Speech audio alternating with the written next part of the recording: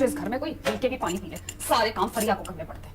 उठ जाओ भाई, ये तुम्हारा इसका ये मतलब नहीं गेंडों की तरह पड़े रहोगे। हिप्पो है? अरे हिप्पोपोटेमस, गेंडा नहीं। चाय तो ला दो। आओ और आकर निकाल लो केतली से।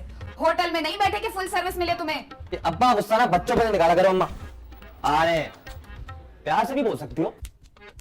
तुम्हारे अब्बा को और तुम्हें प्यार की जबान समझ में आती है बेटा? जाओ जाके उठाओ उन्हें। भाई मैं नहीं उठा रहा हूँ, वो लात मार देते हैं। अरे और हरामी की ना इंतहा है इस घर में। अरे बस भी करो। आ रहे हैं भाई, चुरी वाले दम को लिया करो।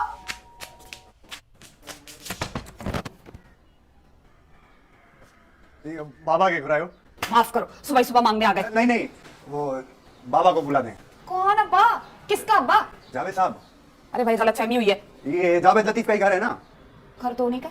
मैं घुटकी से आया हूँ, मैं उनका बेटा। बकवास करा है, पागल हो गया। बंटू, कोई और जावेद साहब है क्या अपने मोहल्ले में? नहीं नहीं, एक लौते हैं, एक ही पीस है ये।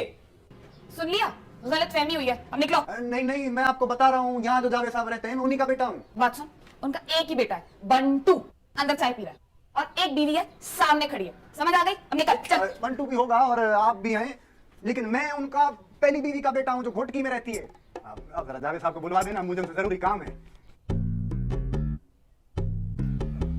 अब बुला देना।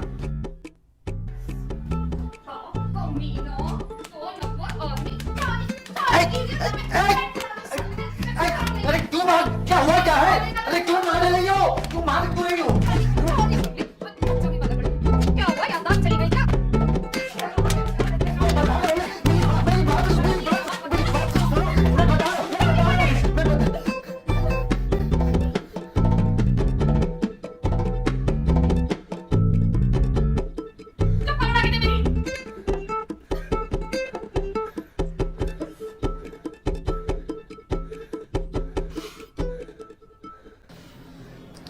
यहाँ का पता किसने दिया? शामी चाचा ने। कुत्ते जो पुत्र, तुझे यहाँ नहीं आना चाहिए था। देख क्या कोराम मच गया है। हल निकल रहा। मैं वापस गाँव नहीं जा सकता, मैंने शादी कर ली है। ये नाजिया है। सलाम अलैकुम। क्यों नहीं जा सकता भाई? तालपुरों की छोकरी है, गोठ में जंग चढ़ गई है, सब एक दूसरे को काटने में तुले हुए हैं, मैं वापस नहीं जा सकता। वो तो पागल वगल तो नहीं है? तालपुर की तलवार मेरे गले तक ले आया। अंगारा बनी हुई है, यहीं काट के फेंक देगी मुझे। ये पैसे पकड़ और पकड़ो यहाँ से अपना बंदोबस्त कर। अच्छा, तो मेरी सारी पॉकेट मनी यहाँ जाती रही है। मुझे तो बचपन से ही मेरा हक नहीं मिला है अम्मा। वापस गोठ नहीं दम, मैं वहां जाऊंगा, मैं काट दिया जाऊंगा। अब्बा मेरे पास ना कोई खाने की जगह है, ना कोई रहने का कोई ठिकाना है। अब्बा मैं वापस गोठ नहीं जा सकता। मेरे घर में घुसने की हिम्मत नहीं करना। छोटी अम्मा आप तो समझो। खबरदार जो मुझे छोटी अम्मा का दो। अब्बा बेटा हूँ तुम्हारा, अब कबूल नहीं करोगे तो कब करोगे? उधर मत जाइए। अरे माफिया मत, थोड़ा की तो सामान रखो, हम यहाँ पट पे ही सो जाएंगे, लेकिन वापस गोठ नहीं जा सकते। देख ऋषा जी, ये हरकत मत कर। खुदा का वास्ता है, आप दोनों को एक दूसरे की खबरदार जो मुझे सुराड़ी की कसम दी। तुम चुप नहीं रह सकती हो?